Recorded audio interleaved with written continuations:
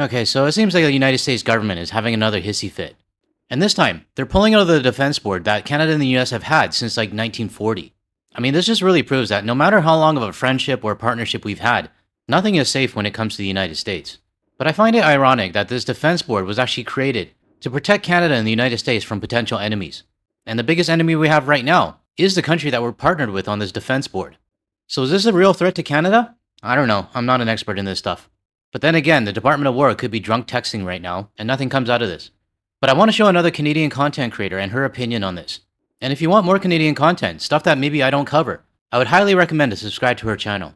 But I'll talk about that more later. But let's get into the first report out of CBC. Let's be clear about the relationship as it stands right now.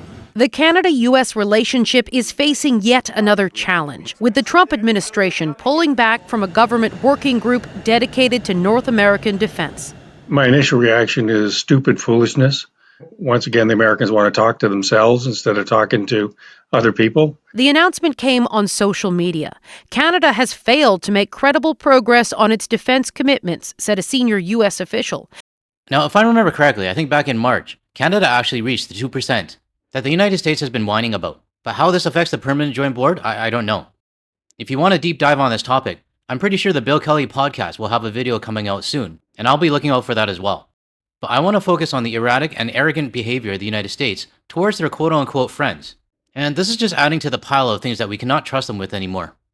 And so the U.S. is pausing the Permanent Joint Board on Defense, adding we can no longer avoid the gaps between rhetoric and reality.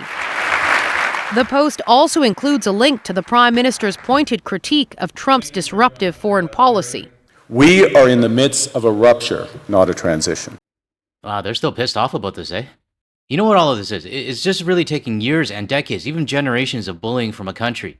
And when you finally stand up for yourself, they call us uncooperative, mean, nasty, insulting, unfair. I don't know, there's probably some other stuff I'm missing. But is anyone else tired of this? I mean, yeah, 15 months have gone by, but it's just day after day of this nonstop bullshit. The board was first launched by Prime Minister Mackenzie King and President Franklin D. Roosevelt. It was formed as a bilateral between Canada and the U.S., and during the Second World War, its purpose was to develop coordinated defense for North America against the Axis. Question, who's the Axis right now? Well, it's definitely not anybody in Europe. It's not Russia, it's not China. It's the meth lab that we have next door to us. Now, I'm just saying, I don't have any experience in any of this. I admit I don't know very much about this. But it does bother me that we're integrated so much with the United States when it comes to military and defense. I know it would be easy just to say, let's just dissolve this board, we don't need each other. I don't know how that would affect NORAD, but the United States has pissed off a lot more countries than we have. And this is just my opinion, but they stand to lose more by pausing this. And if somebody decides to attack the United States from the north and we don't have this partnership, and this joint board is dissolved, well, they just left a big hole from the north. In modern times, officials held top-secret discussions about Arctic security strategy and the modernization of NORAD, planning that will now become harder, according to the former Canadian co-chair of the group. I'm disappointed. I think it's short-sighted. I think it's foolish, but I'm not surprised. In response, Canada's defense minister says Ottawa is remaining ready to come to the table for constructive discussions, pointing out that Canada has increased defense spending, meeting NATO's 2% target ahead of schedule, and that Canada is on track to reach 5% by 2035. Okay, so we have met it, and they're still not happy. So the question I have is, what do they actually want? We met their demands, and they're still not happy. I mean, this is like a bully, demanding that you give him $5 a day for lunch money. And then when you finally get to that stage, he says it's not good enough. And now you got to give your trading cards. There's no end in these demands. And the story I told you, I cannot confirm or deny if it was real or not. Even with the board suspended, defense cooperation between Canada and the U.S. continues on as planned. Certainly it's symbolic, and its cancellation is going to rile feathers in Canada. But I think we'll have to see long-term just how much it actually changes the level and cadence of communication. The last known meeting of this group was November 2024, suggesting it hasn't met since Trump returned to office. Okay, Katie, help us out here. What more do we know about why this and why now? There is plenty of speculation, Adrian. Could it be a shot at Canada to gain leverage in trade talks? Is the U.S. angry that Canada is reviewing its purchase of American fighter jets? Or is the Trump administration frustrated that Canada isn't moving fast enough with defense spending? Experts say all three could be valid. All right, that is Katie Simpson. I agree, it's probably all three of them. But the commonality in all of them is that Canada is standing up for itself, and we're not just going to give in anymore. And I think that's what's got them pissed off. But I want to show an opinion from another Canadian content creator. This video was taken from her TikTok, but she does run a YouTube channel called Alleria A, covering politics and news. So if you like her message in the video that I'm about to show you, and you want to hear topics that I don't normally cover, I would highly suggest to subscribe to her channel. I'll leave a link in the description below to her channel. And if you decide to subscribe to her, tell her Guard the Leaf sent you. Alright, let's get to her video talking about how the United States pulled out of the Defense Board. So a lot of people are talking about this specific tweet from Undersecretary of War, Elbridge Colby. Okay, so in this tweet, he says a strong Canada that prioritizes hard power over rhetoric benefits us all.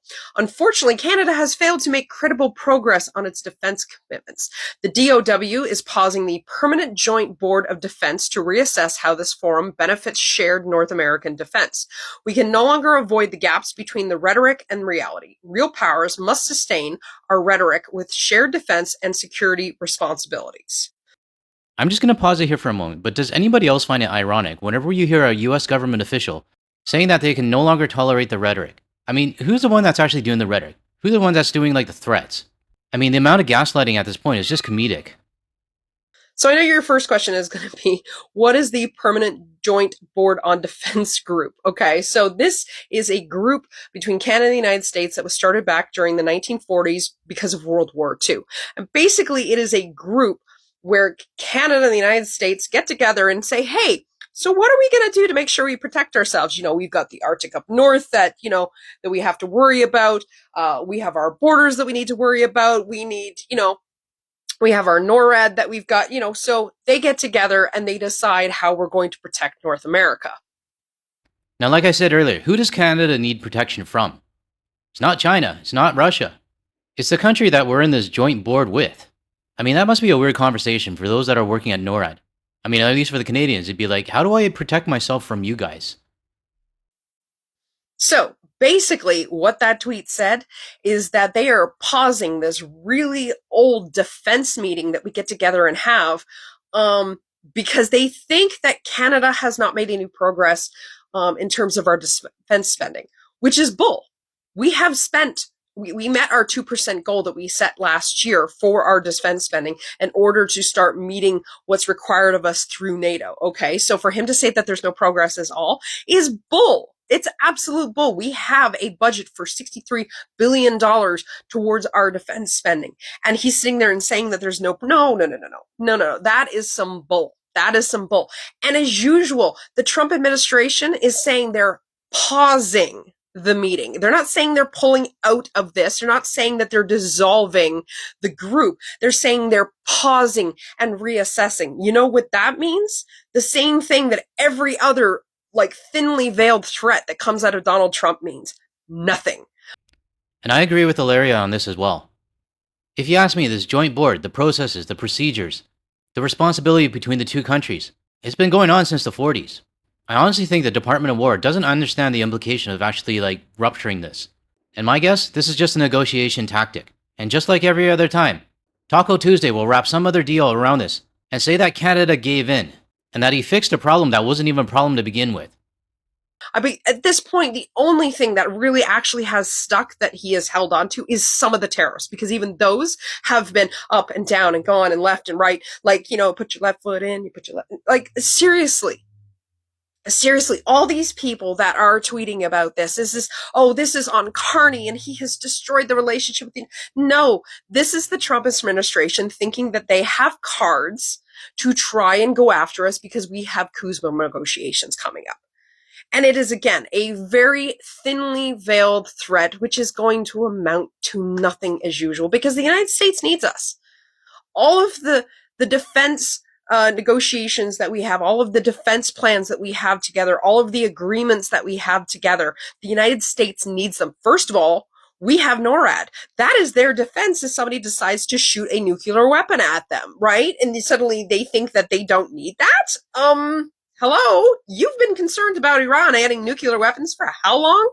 Now, like I said earlier in the video, the United States, they need us whether they want to admit it or not. And if NORAD gets dissolved and we're not involved anymore, well, we're not the target. And we haven't pissed off a lot of nations around the world. And if somebody decides to attack the United States, I don't know, at least for me, I'd just be more inclined to watch. And suddenly you think you don't need that? No. As I said, this is just a very thinly veiled threat. It is going to amount to nothing, and everybody that is blowing it up to be something that it is not are going to look very foolish at the end of the day. So it's a big whopping 0. And for all the people that are so mad because Carney hasn't immediately gotten on the internet and let everybody know through social media that, oh my God, this has happened. Again, Trump says a lot of things and then never actually follows through. And if Carney reacted to every time the Trump administration had a hissy fit, he'd be reacting every single day and looking a fool. That is not the type of leader that he is. So no, he's not going to react. Okay. He is going to meet with his representatives. He's going to talk to the US representatives, and they're going to go from there. But no, he's not going to post anything on social media because there's no reason to. All right. So all of you, calm yourselves down. This is going to turn out to be a big nothing burger, like most things that come out of the Trump administration. And again, I agree with Alleria on this. Prime Minister Mark Carney doesn't have to respond to every single tweet. In fact, that's probably what the United States wants, so they can use it as quote-unquote leverage. I mean, it's simple. It's just called being an adult. So I wanted to show you Alleria's video because I agree with everything that she said. And she's also a better speaker than I am. So if you did agree with her video and her message, I do highly recommend that you subscribe to her channel. I did reach out to her by email seeing if she's interested in jumping on the call together. So hopefully she does respond. But if you do decide to subscribe to her channel, let her know I'm looking for her. But as to the current situation with the joint board, my gut feeling is that it's going to be another taco situation. And if it isn't, I tell the United States, good luck with that big security vulnerability hole that you have north of the border now. To close off this video, I would like to thank Chris J for posting this on the Guard the Leaf Hay Cafe page. And this photo was taken from Sulphur Mountain Gondola in Banff. If I remember correctly, I think he mentioned that he took this photo in 2008, so I'm not sure if much has changed since then. But I really do appreciate you sharing this with the community. Alright, that's all I got for this video, everyone. If you found any value in anything I said today, or you want to hear more from a Canadian and international perspective, without the US media bias, make sure you hit that like and subscribe button below. That way you'll be notified on my future videos. And if you want to see more of my videos, check out the ones that are going to show up on your screen shortly. Thanks everyone, I'll catch you in the next one.